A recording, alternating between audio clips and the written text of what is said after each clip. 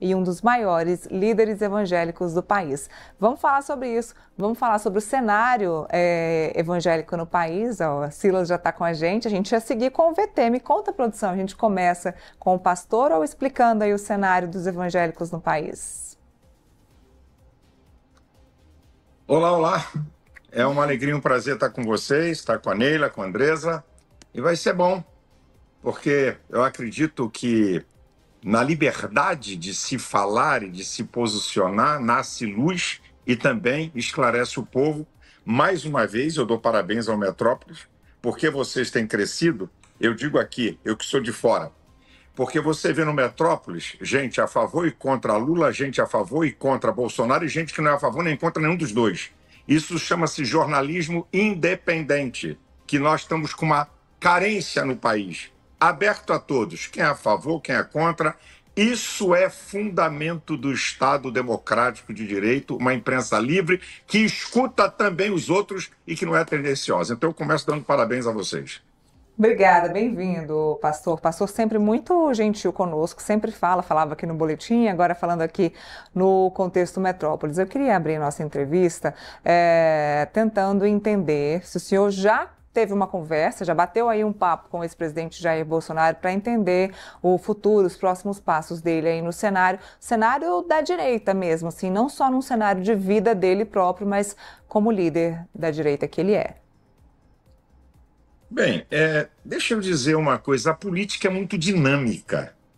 Uma decisão hoje, ela muda de repente por fatos novos e fatos políticos. Então, uma coisa que Bolsonaro tem falado sempre, ele continua candidatíssimo a candidato a presidente da República. Isso aqui é uma coisa que ele repete, mesmo diante de todas essas aberrações e perseguições políticas que estamos assistindo nesse país de janeiro de 2023 para cá. Então, eu acho que essa é uma primeira colocação, de que Bolsonaro continua candidato. E lembrando ao público, só que é bom, né? A memória é uma coisa muito boa. O ser humano tem dois mecanismos na sua mente. Memória, que é o seu HD, tem a ver com o passado, e imaginação, que é a capacidade de criar imagens, tem a ver com o futuro. Então, eu tenho um pouquinho de memória e eu me lembro que Lula, na cadeia,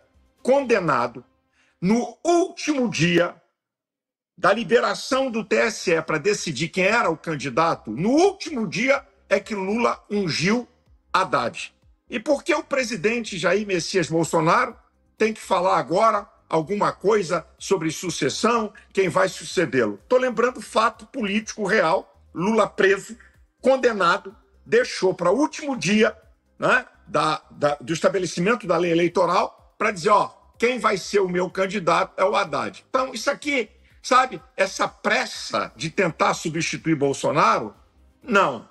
Primeiro, que ele ainda não foi condenado, no primeiro lugar. Segundo, que é muito dinâmico, fatos, não é? Lula condenado, foi descondenado por uma canetada do Supremo Tribunal Federal, por que eu digo assim, um petista roxo que apoiava Lula, um cabo eleitoral que apoiava Dilma, um cabo eleitoral de Dilma Fachin, e que depois foi referendado pelo plenário do STF. Essa aqui é uma primeira colocação que eu quero deixar. É só para esclarecer que pelo Tribunal Superior Eleitoral houve uma condenação, ele está inelegível. Então, pelo que o senhor está colocando para a gente, a decisão do Bolsonaro de quem vai ser o seu sucessor aí eleitoralmente, essa inelegibilidade dele já está definida, né? Muito improvável que isso seja revertido. Isso vai ser feito num último momento, à lá o modelo que o Lula adotou em 2000 e alguma coisa, é isso? Eu não estou declarando isso.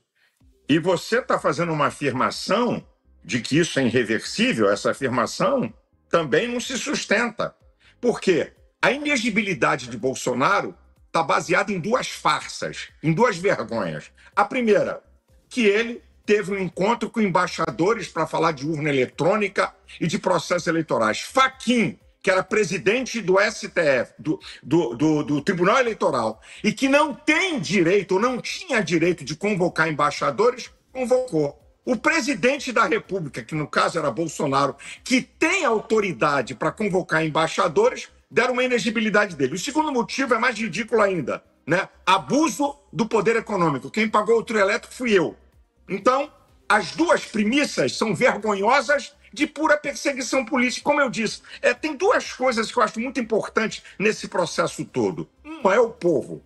O povo é o supremo poder de uma nação. Quando um povo se levanta, não tem Senado, não tem Câmara, não tem Executivo, não tem STF, todo mundo se dobra.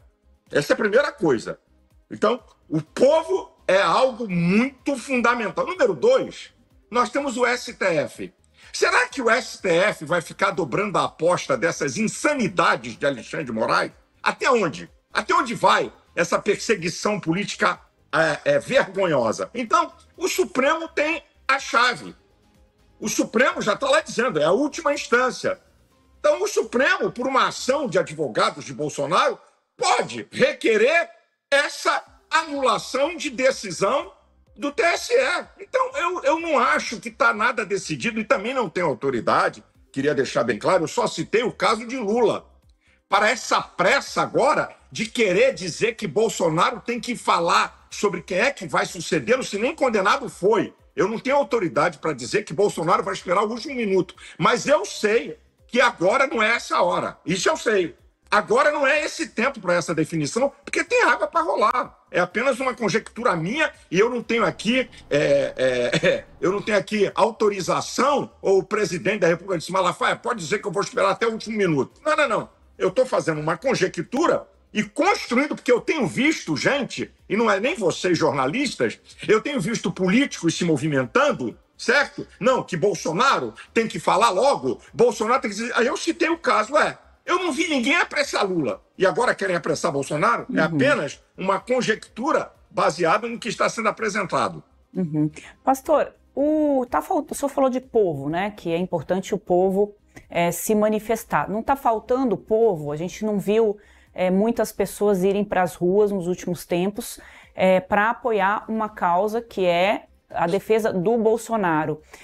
O senhor avalia que as prisões ali daquelas pessoas que invadiram a esplanada no 8 de janeiro e as medidas que o Alexandre de Moraes tem tomado sistematicamente, né, de tirar redes sociais, de punir aí as pessoas que manifestam contra suas determinações, possa ter amedrontado, ou as pessoas estão preocupadas com outros fatores que não com o destino aí do Bolsonaro? Querida, nós fizemos 4 manifestações esse ano. 4 manifestações esse ano. Não foi uma, foram 4. Aí, aqui teve menos gente. E não vai aqui querer que eu acredite em dados de USP ou dados, né,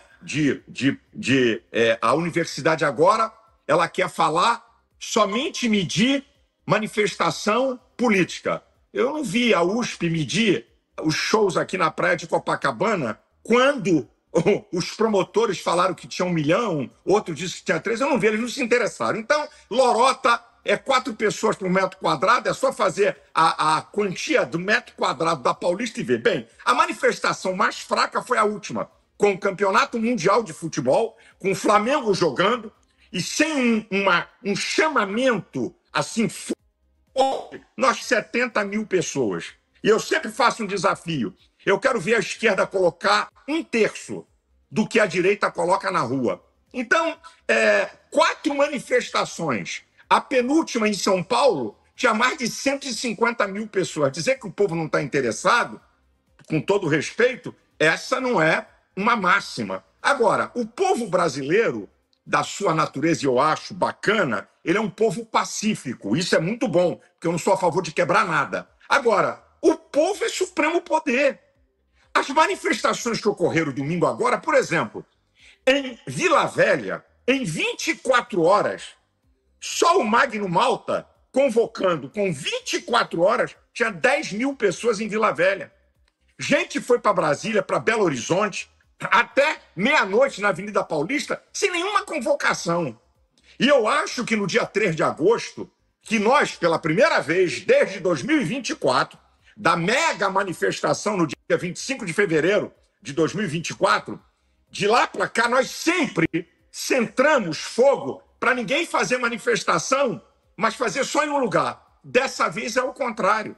Nós estamos incentivando que em todo o Brasil, em tudo que é cidade, faz uma motociata, né, uma passeata, uma carreata, vai para a praça da cidade, veste de verde e amarelo, não precisa ter trio elétrico, ter palco, mas se manifesta. E como a Avenida Paulista virou, não é, hoje um palco de retumbância política no Brasil, nós vamos fazer domingo, dia 3, na Avenida Paulista. Mas a manifestação hoje, e não fomos nós, olha, todas as manifestações que fizemos de 2024 para cá, nós decidimos fazer. Dessa vez tem um fato novo.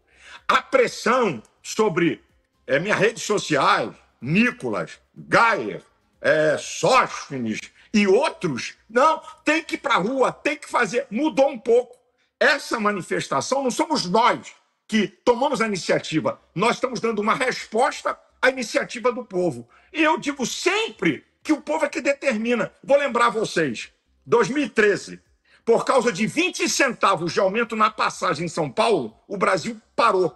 Na época, Eduardo Cunha era presidente da Câmara e estava pronto um projeto de lei para tirar o poder do Ministério Público. O que aconteceu? Com a manifestação do povo caiu, foi derrubado, porque povo é supremo poder.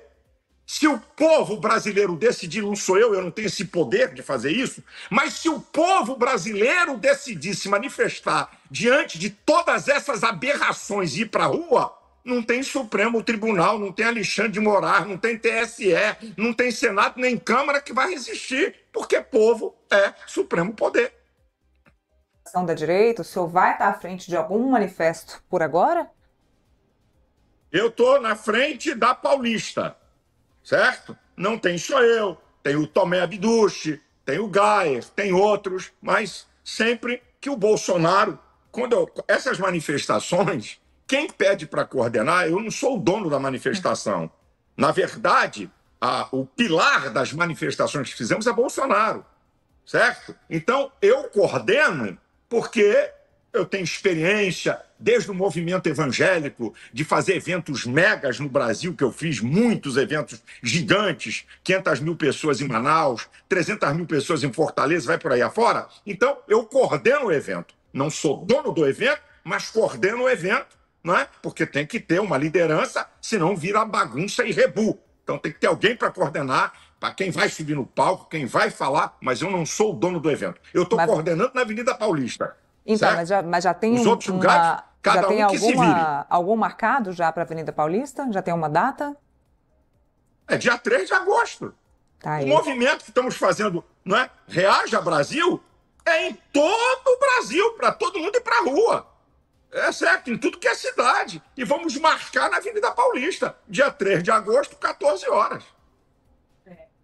O senhor, como é que o senhor avaliou essa última decisão do ministro Alexandre de Moraes, que impede que qualquer fala do ex-presidente Jair Bolsonaro seja transmitida nas redes sociais? O ex-presidente se manifestou já, fez a sua defesa para o Supremo Tribunal Federal, dizendo que ele não tem controle do que as pessoas vão colocar nas redes sociais. O ministro Alexandre de Moraes advoga que quando ele fala, ele sabe muito bem que isso vai para as redes sociais. O quanto que a direita vai ser estrangulada se ela estiver totalmente fora das redes sociais? Deixa eu dizer uma coisa para você. Nesses últimos anos, de 2022 para cá, eu produzi mais de 40 vídeos. Todas as minhas falas nessas manifestações, eu tenho dito e mostrado, não apenas por bravata, que Alexandre de Moraes é o ditador da toga. Agora, preste atenção, povo brasileiro e vocês, ao que eu vou colocar aqui. A partir do momento que Alexandre de Moraes começou a comandar um inquérito imoral e ilegal de fake news, é imoral e ilegal porque não tem a participação do Ministério Público, Alexandre de Moraes introduz no Brasil o crime de opinião. Gente, isso é uma afronta. Crime de opinião no Estado Democrático de Direito, ele rasga o artigo 5º, inciso 4, que é a liberdade de expressão, e o artigo 220, parágrafo 2º, que é vedada a censura. Então nós temos, isso é uma vergonha, nós temos brasileiros exilados, não é porque são assassinos ou roubaram o país, por crime de opinião. Alan dos Santos, Eustáquio, Paulo Figueiredo, entre outros. Então, ele institui crime de opinião. E agora, a decisão de Alexandre de Moraes, que é absurda e arbitrária, atinge a imprensa. Como eu disse, uma imprensa livre é fundamento da democracia. Permita-me repetir, Lula, condenado na cadeia, deu 22 entrevistas que o STF liberou sem ser cerceado em nada. Isso é democracia? Isso é Estado democrático de direito? Um ex-presidente que vergonhosamente, por pura perseguição política, tem uma tornozeleira eletrônica, impedido de falar? Então, que país é esse? Onde a imprensa brasileira é cerceada, onde vocês não podem entrevistar? E outra, não vai dar para Alexandre de Moraes calar toda a direita. Não dá, porque para ele calar toda a direita, ele tem que acabar com redes sociais. E aí sim, fica definitivamente estabelecido no Brasil que o Brasil é pior do que a Venezuela. E o mundo está vendo isso, gente. Preste atenção a isso aí que eu vou falar. Donald Trump coloca uma carta, um comunicado, onde 80% ele está falando de liberdade. Não só de Bolsonaro. A coisa é muito grave. Ele denuncia que centenas de ordens de censura ilegais e secretas às plataformas americanas. Agora, preste atenção a isso. Todos nós sabemos que tem uma rixa entre a Europa e Estados Unidos. Isso é desde a guerra. Então tem uma rixa. Mas quando se trata de direitos humanos e liberdade dos povos, eles jogam juntos. O chefe da OTAN declarou: o Brasil pode tomar sanções da União Europeia de 100%. Vocês já pararam para pensar aonde vai essa brincadeira, essa bravata desse nacionalismo falso de Lula, que já disse em alto e bom som que ele combate historicamente família, costumes e pátria? Eles combatem a pátria porque a cor deles é vermelha, do comunismo mundial. Então, nós estamos aqui o seguinte: ou nós vamos levar o Brasil a uma bancarrota por causa de dois homens, Lula e Alexandre de Moraes, ou o povo vai reagir, ou a imprensa vai reagir e mostrar que esse caminho é um caminho de destruição para a nossa nação, e não vai ser só Donald Trump, não, gente. Gente, eu falei, aí me permita, eu não vou citar o nome do ministro, por uma questão ética, não é André Mendonça, que é meu amigo. Eu conversei anteontem com um ministro top do Supremo Tribunal Federal. E eu disse para ele assim: ministro, o senhor já parou para pensar que as sanções vão vir em cima dos senhores e de suas famílias e que não é apenas entrar na América? Amanhã os senhores poderão ser impedidos de entrar na Europa. Amanhã toda a sua família e vocês vão ser travados. Isso é bom para o Brasil? Eu não quero isso para ninguém, nem para Alexandre de Moraes eu quero isso. Então, ou o Supremo Tribunal ou o povo vão ter que parar o ditador da toga Alexandre de Moraes. Essa que é a verdade. Top, ministro top, quando o senhor colocou essa questão. Não, eu não dou nome. É um da prateleira de cima, mas não vou dar nome porque mas eu perco a resposta. Houve uma reação? O senhor sentiu que há uma preocupação da parte desse ministro? Eu senti. Você sabia que o silêncio responde? Vocês são inteligentes, não é à toa que vocês estão aí. Vocês sabem que não é muitas vezes falar. Tem um texto na Bíblia do sábio Salomão que diz assim: até o tolo, quando se cala, se passa por sábio. Quer dizer, até uma pessoa que é tola, calada, ela responde. Esse ministro não me respondeu. E eu conheço. E Certamente sei da argumentação que ele tem. Vai ficar chateado de não poder entrar na Europa, né, Andresa? Não sei se vai ficar chateado de não entrar na Europa, não entrar nos Estados Unidos. Não é essa a questão. Claro que eu só estou dizendo o seguinte: você já parou para pensar, gente? Para pensar. Ministros da mais alta corte do país serem impedidos de andar pelo mundo. Gente, eu não quero isso nem com um brasileiro mais humilde, quanto menos aqueles que representam o máximo da justiça brasileira. Isso vai acontecer, gente. E outra, eu vi vocês conversando com o deputado. Trump já fez isso e pode fazer. Ele pode dar mais prazo.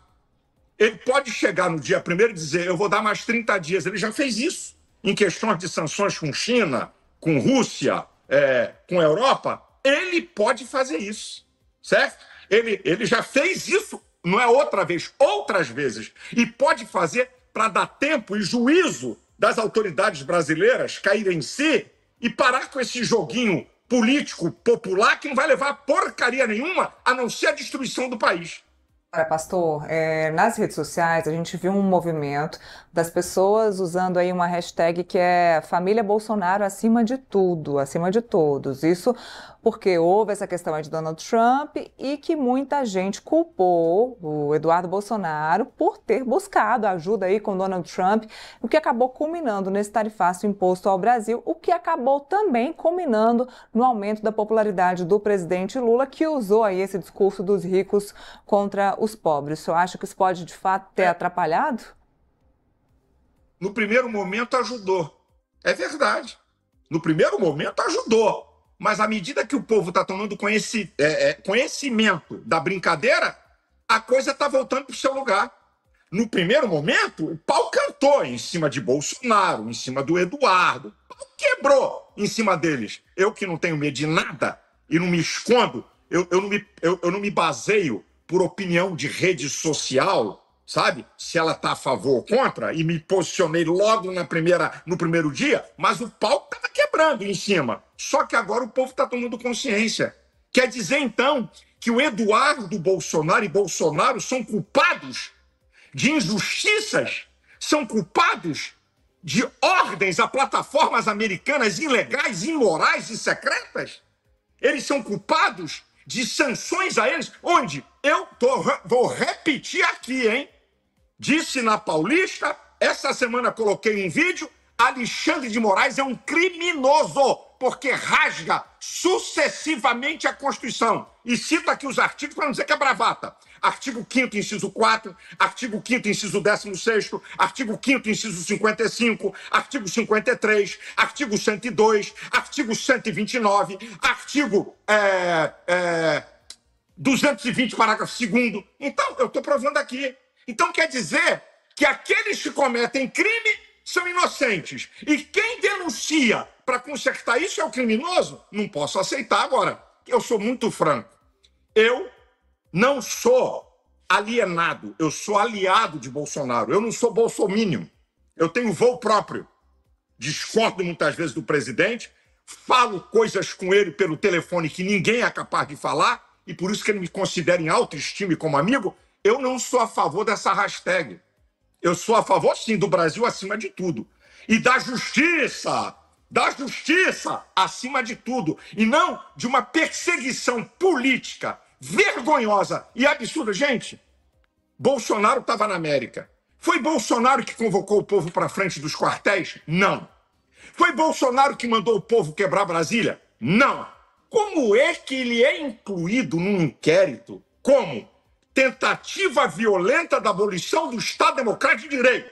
Como é que é isso, minha gente? O cara estava na América, Pastor, nem aqui estava. E dizer que isso é um processo legal, isso é uma farsa de pura perseguição política.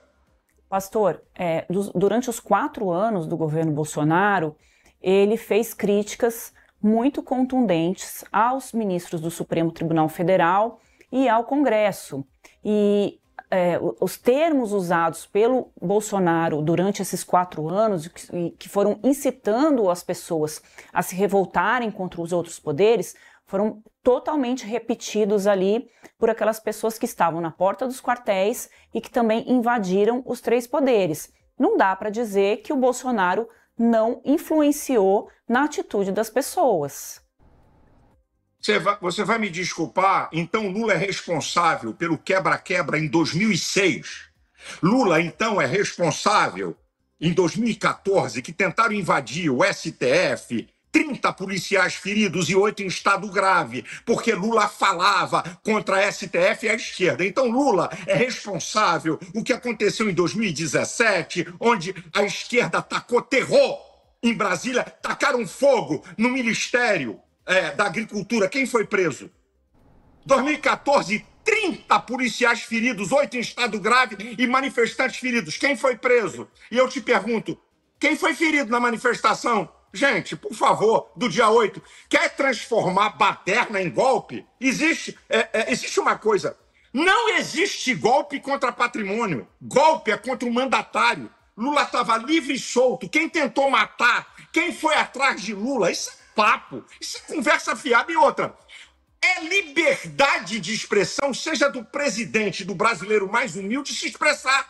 Vocês já pararam para pensar que no país, quando veio a democracia, ninguém tinha medo de falar, ninguém tinha medo de criticar presidente, ninguém tinha medo de criticar Congresso, ninguém tinha medo de criticar STF, e agora tem medo? Isso é democracia? Isso é liberdade? Zé Dirceu, em alto e bom som, disse: tem que tirar todo o poder do STF. Não aconteceu nada com ele. Damus, petista, foi presidente da OAB do Rio, disse em alto e bom som: tem que fechar o STF. O que aconteceu com ele? Nada. Quer dizer, então, que agora a fala de Bolsonaro é Pinoquinhos. Onde é que tem fala de Bolsonaro mandando quebrar Brasília? Onde é que está a fala em 4 anos, ele como presidente? Onde é que tem uma fala de Bolsonaro mandando invadir Supremo Tribunal? E outra, o ministro do GSI de Lula, General Gonçalves, abre o palácio para pseudos golpistas para dar água? Não. E outra, cadê as 230 câmeras que o senhor Flávio Dino apagou os vídeos para a gente saber quem é quem? Isso é uma farsa! Farsa de pura perseguição política, nada mais, nada menos do que isso. Pastor, hoje a gente começou o programa aqui anunciando que o senador Flávio Bolsonaro, filho 01 do Bolsonaro, ingressou com um pedido de impeachment do Alexandre de Moraes ali no Senado. Já são 128 pedidos? Pedidos. De impeachment do contra o Alexandre de Moraes? 28? 20, vai chegar a 128. 28 pedidos de impeachment contra o Alexandre de Moraes ali no Senado, desde a época ali do Rodrigo Pacheco.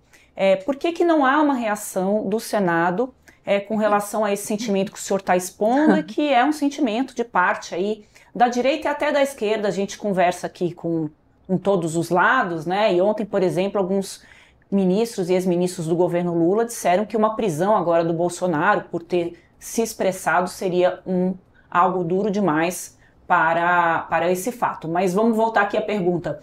Por que o Senado não toma uma atitude com relação ao Alexandre de Moraes?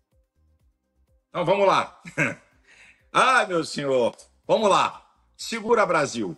Deixa eu falar uma coisa para vocês. Evidente, quero deixar bem claro, que há exceções no Senado. Repito, há exceções no Senado de gente que ama a pátria, de gente que sabe o que tem valor e o que é justo. Mas lamento dizer, nós temos no Senado também uma direita vagabunda que se vende por cargos a governo. E são esses que mantêm lá o senhor Alexandre de Moraes. Você já viu o que o presidente do Senado, Davi Alcolumbre, recebeu do governo Lula? Você já olhou? As empresas e diretorias que estão na mão dele? Então, gente, nós temos um Senado onde nós não temos uma maioria de gente que ama a pátria e que zela pela justiça, porque se assim fosse, não precisava nem dar impeachment. Nem dar impeachment a Alexandre de Moraes. É o presidente do Senado pegar um telefone e falar com o presidente da STF: olha aqui, amigão, ou ele para, ou eu vou pautar o impeachment dele aqui. Não precisava nem vir a público. Só isso aqui travava tudo. Por que ele faz isso? Porque ele sabe que tem uma grande maioria de frouxos, comprometidos, vendidos. Estou aqui, não tô nem falando da esquerda, tá? Porque a esquerda, ela é inimiga de Alexandre de Moraes. Você vai ver Lindenberg e Farias, você vai ver Gleisi, você vai ver, esqueci o nome do outro lado, do Pará, que também é da esquerda, com os estudantes da USP, com documento para impedir Alexandre de Moraes de ser ministro. Tá? Eu coloquei hoje esse vídeo, de 2017, mas hoje é amiguinho, porque o interesse não interessa o país, é o interesse deles. É para destruir adversário, então nós estamos juntos. Então, aqui está, e eu não estou escondendo. Repito, nós temos uma direita vagabunda e vendida e temos uma direita séria. E gente séria. Mas tem uma, que aí não temos a maioria. Para pelo menos dizer assim, nós vamos pautar o impeachment de Alexandre de Moraes e esperar ele parar até para cancelar isso. Eu não desejo impeachment de ninguém. Agora, é o remédio quando os homens não respeitam a Constituição. E um dado, o Supremo Tribunal Federal, a função principal do Supremo é zelar e promover a Constituição. Como é que um ministro rasga sucessivamente a Constituição? Então, filha, se o Senado fosse um Senado para desempenhar a sua função constitucional, nós não estávamos vendo essa brincadeira dessas perseguições e de um inquérito que é uma farsa. É isso aqui, eu não escondo nada, verdade absoluta. Por isso que na eleição de senador de 2026, nós vamos dar uma atenção especialíssima em quem nós vamos colocar lá. Pode ter certeza.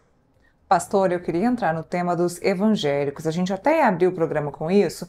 Por quê? Porque a gente tem eleições chegando aí, batendo na porta. O presidente Lula já havia dado uma declaração que iria se aproximar, sim, dos evangélicos e que a direita estaria usando a religião, estaria usando os evangélicos para a política. E a gente sabe que o número de evangélicos tem crescido de forma vertiginosa aqui no Brasil, né? As igrejas estão crescendo, o número de pastores também. Então, a palavra e estão me dizendo aqui, ó, 1 a cada 4 brasileiros são evangélicos. O número é extremamente expressivo, ou seja, não há político que não queira se aproveitar desse número, claro. Agora, eu queria saber do senhor, o senhor acha que a esquerda vai conseguir trazer os evangélicos para eles, para o Lula? Deixa eu falar para você aqui uma coisa. Não são os líderes evangélicos ou nós que decidimos se o povo se aproxima ou não de um governante, mas são suas atitudes e suas crenças e valores. Vou repetir a fala de Lula no Foro de São Paulo, junho de 2023.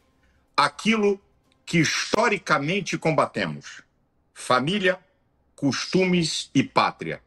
É fala de Lula, não é IA, não. É fala de Lula. Isso aqui são fundamentos nossos. Não tem jeito de alguém se aproximar de evangélicos e combater família, costumes e pátria. Número 1. Número 2, Lula, nas eleições, mandou uma carta para os evangélicos dizendo que era contra o aborto, que é a favor da vida e barababá. No primeiro mês do seu governo, primeiro ato da ministra da Saúde foi revogar portarias que Bolsonaro colocou para dificultar o aborto. Mas tem a segunda.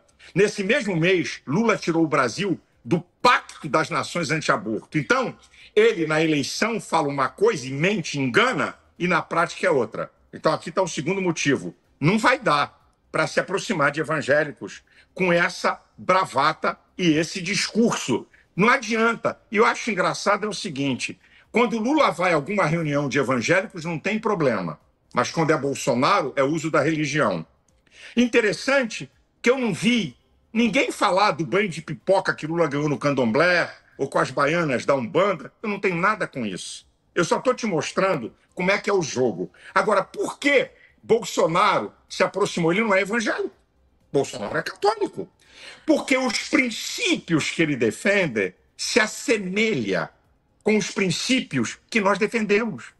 Aborto, nós somos contra. Ideologia, e Bolsonaro é contra, ideologia de gênero que a esquerda defendeu em tudo que é Câmara Municipal, nós somos contra.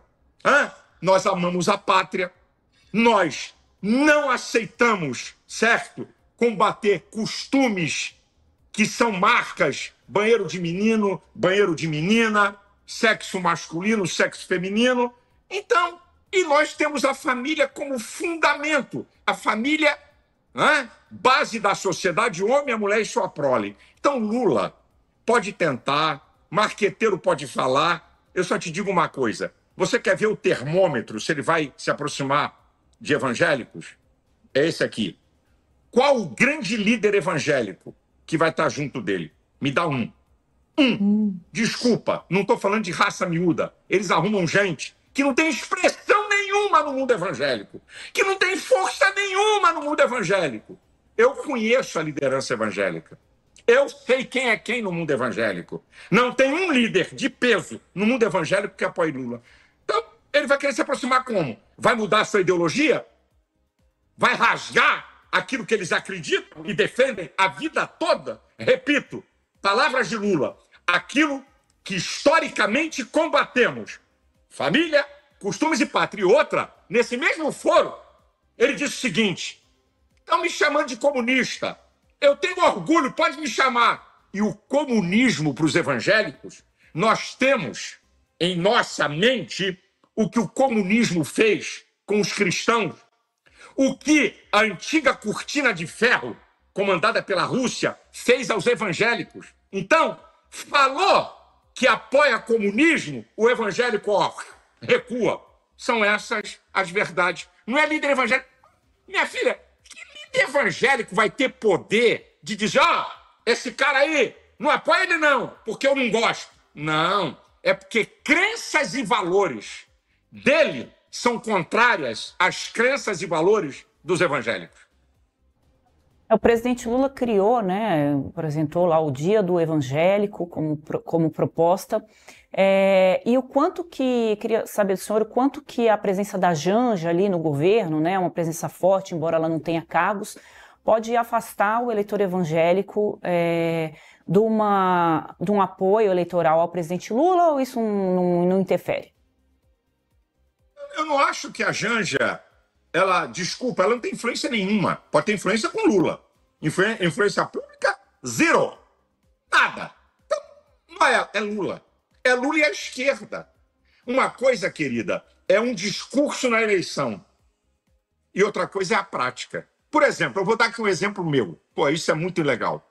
Em 2002, 23 anos atrás, eu apoiei Lula. Não havia discurso ideológico deles, não havia nenhum ato de corrupção, eu apoiei. Agora escuta isso. Lula me nomeou naquele Conselho do Desenvolvimento Econômico e Social da Presidência da República, com 90 representantes da sociedade civil. Eu era o representante evangélico. Eu fui para lá. Eu digo aqui, eu acreditava que um cara que veio da camada pobre do Nordeste ia resgatar o Brasil. Eu acreditava nisso. E apoiei ele. Agora vejam. Aí, a continuação da história. Eu fui convidado para várias audiências públicas no Congresso Nacional e vi o quê? Uma coisa era o discurso de Lula e da esquerda para o povo. Outra coisa era a prática. Quando eu comecei a ver isso, eu pedi para sair. Eu disse, eu não quero participar mais disso e estou fora. Feio seria hoje eu apoiar Lula. Depois, por favor, não é fala de um pastor. Ministro, vou dar nome agora. Ministro Gilmar Mendes, governo Lula e Dilma, governo de ladrões. Ministro Barroso, a Lava Jato mostrou um dos maiores esquemas de corrupção do mundo. Ministro Fux, ladrões. Ministro Alexandre de Moraes, na USP, ladrões. Então, não dá para apoiar. Agora, eu já apoiei Lula, porque eu acreditava. Antes de vir o debate ideológico, antes deles botarem as unhas de fora e mostrar o que queriam. Então, hoje, não é o pastor Silas. Quem sou eu para determinar sobre o mundo evangélico? Mas o povo percebeu isso. E aqui é que é a verdade. Para ele conquistar o povo evangélico, estou falando massa, que tem um grupo de evangélicos que apoia ele, principalmente das camadas mais pobres. Apoia ele. Eu não sou criança. Não tem unanimidade no mundo evangélico sobre Bolsonaro. Mas para ele ganhar a grande massa de evangélicos, ele vai ter que rasgar aquilo que ele acredita. Pastor, com base em que o senhor diz que os ministros do Supremo são ladrões? Não. Os ministros do Supremo chamam Lula de ladrão, por favor. Ei. Não confunde o que eu falei, não. Vou repetir. Ministro Gilmar Mendes declarou governos Lula e Dilma de cleptocratas, de ladrões. Ministro Barroso declarou que a Lava Jato demonstrou um dos maiores esquemas de corrupção do mundo. Ministro Fux falou, ladrões. Ministro Alexandre de Moraes, lá na USP, disse, ladrões. Não é do STF, chamando governos Lula e Dilma de ladrões, por favor. Não estou falando de ministros, não, por obséquio. Não, eu deixei bem claro isso aqui. Eu agradeço o senhor esclarecer. Acho que misturou um pouco e eu que não compreendi. Então está esclarecido que então, o pastor está se referindo ao voto dos ministros na época do julgamento do Lula, em que ele foi condenado, né, pastor? É isso. Isso aí, os ministros citando os casos. Isso aí, perfeitamente. Certo. Obrigado. Pastor, não, eu que agradeço. A gente precisa esclarecer, né, para não restar nenhuma dúvida do que o senhor está falando. Pastor, com relação a Michele Bolsonaro, né, a gente citou a Janja agora há pouco, o senhor disse que ela não tem nenhuma influência política, né, com relação ao eleitorado, só no presidente Lula. Com relação a Michele Bolsonaro, ela tem sido colocada, né, como um nome para o Senado, até pensada para a presidência da República. A gente entrevistou a senadora Damares aqui essa semana, que é bastante íntima ali da Michele, que disse que com o Bolsonaro silenciado, a Michele será uma voz, a grande voz do público conservador. O senhor concorda? Eu não acredito que a Michele vai ser a grande voz do público conservador, porque tem várias vozes, certo?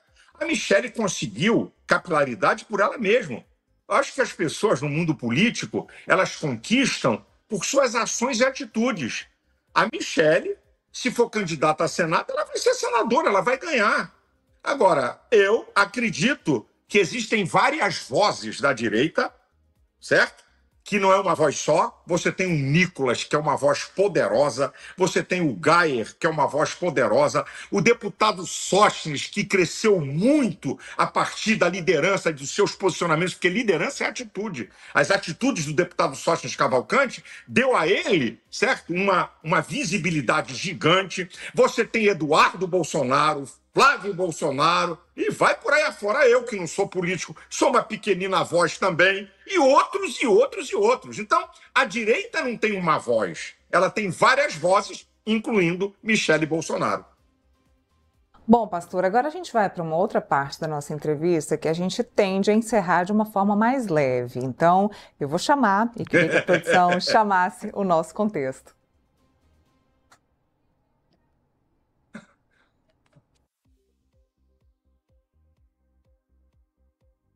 Vamos lá, no início do nosso contexto, eu vou pedir para o senhor caracterizar, dizer uma palavra, a palavra que vier à sua cabeça, uma palavra só, para cada uma dessas pessoas que a gente vai citar.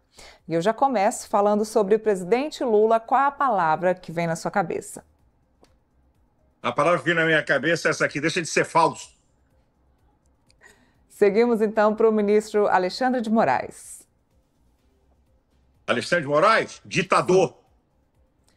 Agora, governador de São Paulo, governador Tarcísio de Freitas. Em cima do muro. Agora a gente vai para um aliado, grande aliado aí do ex-presidente Jair Bolsonaro, o deputado Nicolas. É o futuro.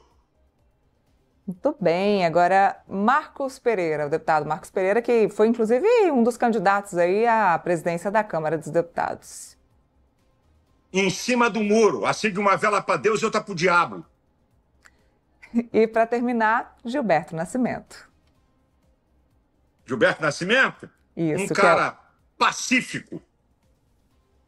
Muito bem. Ontem, deputado, nós começamos também no nosso novo programa. Não sou deputado, não. Não, eu estava falando do deputado pastor, perdão. Ontem, tá bom. Estávamos conversando sobre isso na nossa última entrevista com o governador ontem do Rio Grande do Sul e pedimos a ele que dissesse para nós qual eram as 3 principais músicas do tocador de músicas dele. Mas eu sugiro que o senhor fale ou das músicas ou da leitura. O que é que o senhor estaria lendo nesse momento? Tá. Aí eu falo. Fica mais fácil? Um livro de Miles Monroe, O Caráter da Liderança. Um livro extraordinário, de um dos caras mais inteligentes que eu tive o prazer de conhecer. Dr. Miles Monroe, O Caráter da Liderança. Tá aí, gente, a indicação do livro do pastor Silas Malafaia para você que quer ler. Tá aí. E aí, Andresa, a gente vai atrás do livro? Pastor, eu queria só voltar num ponto que o senhor falou quando a Neila citou o Marcos Pereira. Você fez uma crítica bastante forte a ele. O Marcos Pereira, ele é ligado à Igreja Universal. Pastor. Pastor, né? E presidente do... Hoje a gente já está aqui cansado, viu, pastor? Porque a gente teve 4 meses nessa semana, graças ao ministro Alexandre de Moraes. Mas, enfim, eu gostaria que o senhor falasse um pouco mais por que da sua crítica ao deputado Marcos Pereira. É muito simples o que eu vou falar aqui. Eu fiz uma denúncia que ele era contra o projeto da anistia. Ele veio em cima de mim com toda a força. Não, eu sou a favor. Pergunta se ele assinou o projeto da anistia.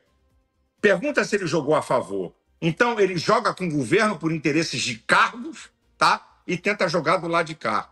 Então, para mim, é em cima do muro, é 2 caras, é a verdade das mais absolutas. E outra, como é que ele pode apoiar? Eu sei a teologia da Igreja Universal. Uma das coisas mais importantes para a Igreja Universal é a defesa de Israel. É só você ver a fala de Edir Macedo. Como é que ele apoia um governo que é aliado do governo do Irã, um governo que é o patrocinador número 1 do terrorismo mundial, que prega a extinção e a aniquilação do povo judeu e do Estado de Israel? É ambígua a sua postura. Eu estou só mostrando um dadozinho sobre ele em relação a apoiar o governo Lula e, ao mesmo tempo, ser ambíguo em relação àquilo que a própria igreja defende. Pastor, o senhor citou Israel, né? A gente noticiou aqui no Metrópolis, na minha coluna, que o embaixador de Israel está deixando o Brasil e ele lamentou numa reunião, inclusive com um grupo de evangélicos, pastores evangélicos aqui em Brasília, que ele deixa o país sem poder passar a embaixada para o seu sucessor. O governo de Israel mandou o nome do sucessor em janeiro e até hoje o governo Lula não concedeu a autorização para que esse sucessor possa estar no país. O que vai acontecer? A embaixada de Israel vai ficar pela primeira vez sem um embaixador. Ela vai funcionar ali, mas apenas com o 3º escalão, digamos assim, para ficar mais claro. E ele imputa isso a essa predileção do governo brasileiro pelo Irã, né? O governo soltou uma nota criticando Israel por ter iniciado ali o conflito com o Irã e já soltou aí mais de 30 notas durante esse governo Lula contra atitudes de Israel. Então, gostaria de ouvir a opinião do senhor com relação a isso, essa posição do governo brasileiro que vai prejudicar um país que vai ficar sem um embaixador até que o governo brasileiro resolva sair de cima desse pedido de Israel para que tenha o seu embaixador no Brasil. É uma incompetência do governo, uma demora em tomar decisões ou é algo proposital? Obrigado, Andresa, de me fazer essa pergunta. Olha o absurdo que nós chegamos. O governo Lula se absteve de votar na ONU contra o Irã por questões de direitos humanos, porque lá no Irã se mata mulheres, cristãos e gays em praça pública e mulher não tem direito à opinião. O que eu acho muito incrível é que Lula condena os ataques de Israel e dos Estados Unidos ao Irã, mas não condenou os ataques do Irã a Israel. E tem um dado que muitas vezes as pessoas não percebem. O ataque do Irã a Israel é com mísseis teleguiados para atingir a população. O ataque de Israel ao Irã é cirúrgico.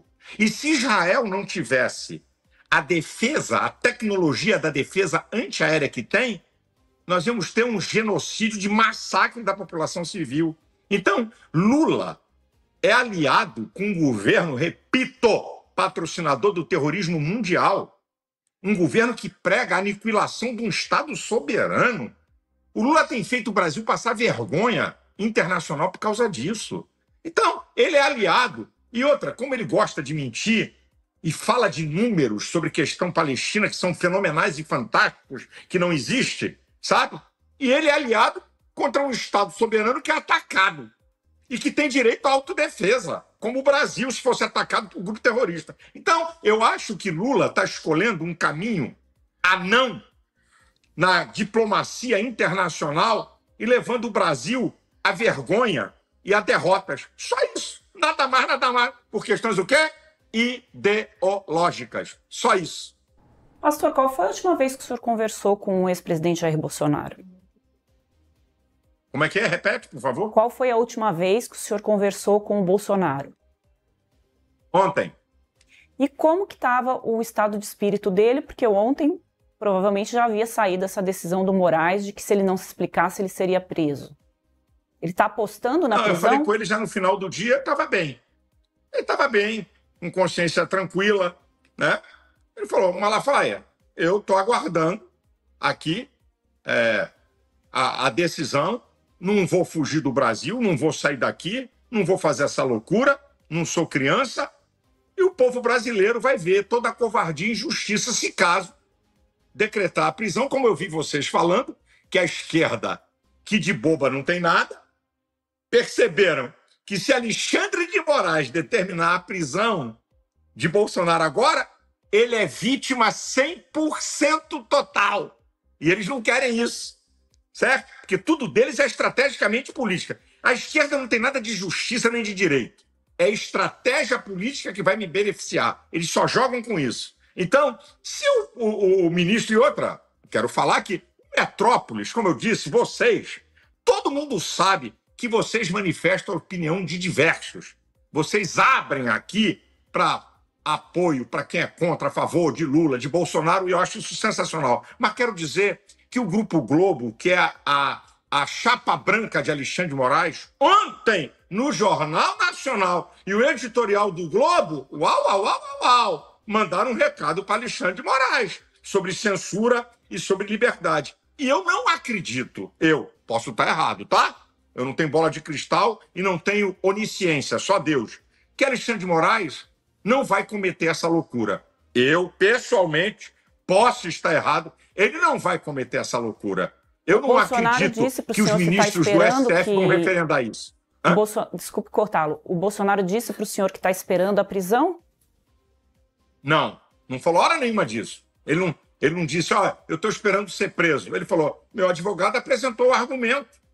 Eu não posso ser responsabilizado, como vocês e toda a imprensa brasileira está falando, por rede social de terceiro. Quer dizer que eu vou ficar impedido de dar entrevista à imprensa? Isso é censura, isso é um absurdo, isso é uma vergonha, não para mim, mas para a própria democracia brasileira. Foi esse o termo da conversa, sem entrar em detalhes de Alexandre de Moraes. Muito bem, pastor. Olha, agradeço mais uma vez a entrevista aqui ao nosso portal Metrópolis, em especial aqui ao Contexto Metrópolis. Obrigada mesmo. A audiência se manifestou, muitos comentários. Depois o senhor acompanha lá também os comentários da entrevista. Obrigada mesmo. Obrigada, pastor. Foi uma das maiores audiências aqui do nosso programa, que estreou segunda-feira, e a gente conta com a audiência do senhor aí, do seu público também. Com certeza. Obrigado, Nele, obrigado, Andresa. Obrigado também ao Metrópolis. Por favor, a minha oração, aí eu vou usar minha fé. Continuem a ser um portal de notícias independente, que não tenha lado, por obséquio, para o bem do Estado Democrático Brasileiro. Deus abençoe vocês, Deus abençoe todos que nos acompanharam e obrigado pelo privilégio e pela oportunidade. Obrigada, até a próxima.